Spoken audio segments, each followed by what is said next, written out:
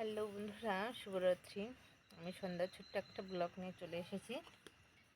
আমি দেখো রাত্রে এখানে বসে ভাত রান্না করছিলাম, তরকারিটা হয়নি। আর এখানে লাইট অল্প, এখানে দেখাও যাচ্ছে না খুব একটা ভালো।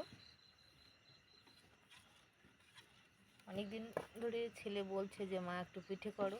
আমি পিঠে তৈরি করার জন্য দেখো ছেলে বাজার থেকে যে গুঁড়ো নিয়ে এসে দিয়েছে, পিঠে তৈরি করছি। আর এটা কিনা চালের গুঁড়ো, দেখো এমনটা ঘন করে করতে হয় এটা, তাহলে খুব সুন্দর পিঠে ওঠে। দেখো দেখুন পিঠে বানিয়েছি, খুব সুন্দর, একদম পুরো নরম পিঠে। দেখো কত সুন্দর দেখো ওঠে।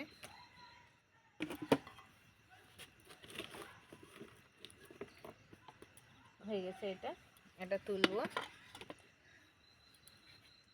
এটা তুলি।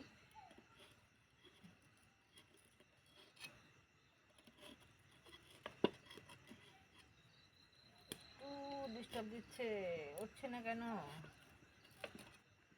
এটা মানে একটু নরম আছে, যার জন্য হচ্ছে না।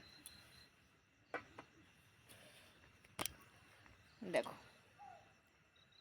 আর এই উনুনটা আমি কদিন আগে বানিয়েছিলাম, তোমরা জানো সবাই।